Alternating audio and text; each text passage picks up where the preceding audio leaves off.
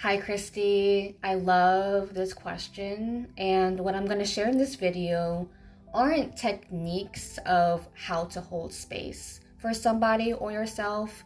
They're more energetic themes to cultivate and nurture if we're holding space for ourselves or for someone else. And they both are aligned in synchronicity. Like the way that you hold space for yourself should be the way and shows you how you hold space for others as well.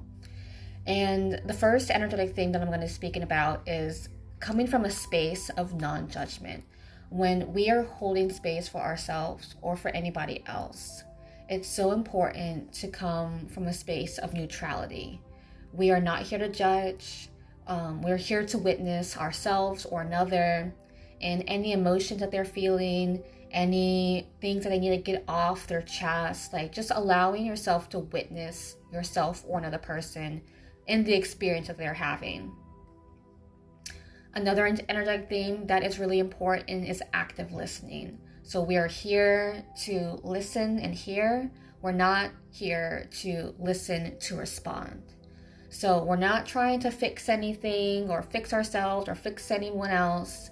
It's just to kind of go into a silent space and just witness, just be the observer of the self or of another person. Another energetic theme that's really, really important, and you can't do really any of these without this one, is being present and grounded. So when we are in an ungrounded space, it's impossible to hold space for ourselves or for another. So bringing our breath back into control within ourselves, helping another person breathe if they're needing to do that as well. But if we are ungrounded, then we can be in our own minds, we can be very fidgety. We just want to make sure that we are just as still as possible when we are wanting to hold space for ourselves in that degree. And stillness doesn't technically need to be being non-movement for ourselves. Stillness just means just having that peace within as well. And then another energetic theme that's really important, that's really, really important, is being able to redirect a spiral. So if you start to spiral down into negativity, or the person you're holding space for, you can see that they're starting to spiral down, it's really important to redirect the spiral. Because if you're holding space for yourself, it's a lot about reprogramming the self. And if you're holding space for another, it's your purpose in that time to reshift or redirect that person. We're not here to just allow anything to happen in front of us, specifically if it's harmful for another person. So redirecting a spiral can mean just shifting the focus of the thoughts, shifting the focus of the conversation. And this ties into the next energetic theme, which is mindful and compassionate speech. The way that we speak to ourselves reflects deeply on how we choose to speak with others as well. So if we are redirecting someone or redirecting ourselves or our thoughts, being compassionate, being very mindful, being very gentle with the words that we use to redirect those thought patterns, or giving that space to witness whatever feelings that we may be feeling as well. Another important energetic theme that I briefly talked about is silence. So again, with the active listening, if you're holding space for someone else, silence is your biggest power in that moment. It allows even more things to have the opportunity to be witnessed and come up to the surface. And if we're talking about ourselves, when we are in a space of silence, a space of just calm and neutrality and peace, then we can hear and feel those messages that are wanting to come through as well. And for the next energetic theme, reflection. Reflection is super important to kind of tie in the whole experience of holding space for yourself or holding space for another person. Not only does it allow us to go a little bit deeper into the experience, but it also can help with rewriting the script of an experience as well, how we are choosing to witness emotions.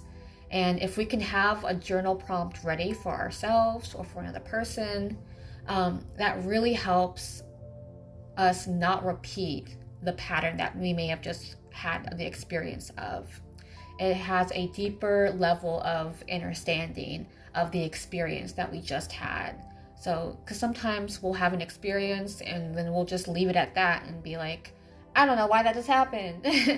But if we can just dig a little bit deeper, then we can understand when that experience or that energy or that emotion arises again, and we have a better just hold on how to hold space for it when it does arise. And then the last energetic theme that I do find to be probably the most important is celebrating gratitude. When you're holding space for yourself, thank yourself for the work that you did. Thank yourself for witnessing yourself in this way. And when you're holding space for someone else, thank them for sharing. This is such an important and, to me, a crucial part of holding space, is thanking them for their vulnerability. For a lot of us, it is not easy to be vulnerable. It hasn't always been easy to be vulnerable. It's been a journey. And sometimes for some of us, once we have shared in a big way, the ego sometimes snaps back into place, and we can go into a space of guilt or shame because we allowed ourselves to be seen or be so big, and now we're kind of back into reality and we feel guilty or we feel shame for sharing ourselves in that way. So it's so important that after the whole completion of the experience, you show them honor and you show them humility and thanking them for sharing what they just shared, for being vulnerable. And this not only allows them to end the experience on a positive note, but it helps them establish or reestablish within themselves that it is okay to share, and that you specifically are a good source to come back to hold space for. So it kind of is a full circle of starting with non-judgment and then completing with gratitude, so that they understand that at no point during this experience was I judging you, was I thinking ill thoughts of you. Nothing like that was happening. I appreciate you so much for sharing your experience. And for me, it doesn't matter if I know someone for a day or if I know them for 10 years. Anytime someone shares with me, I will thank them for sharing their experience, for sharing that vulnerability. And it's just like a little, you can see physically and you can see them energetically, just have like a little spark of happiness for those very simple words. So thank you again so much for that question. It's such a powerful thing to do, is hold space for ourselves or choose to hold space for others. And people hold space in all kinds of different ways, but I do believe that these energetic themes are the major highlights that you want to make sure that you're doing in order to hold space in a very loving and healthy way. So thank you so much.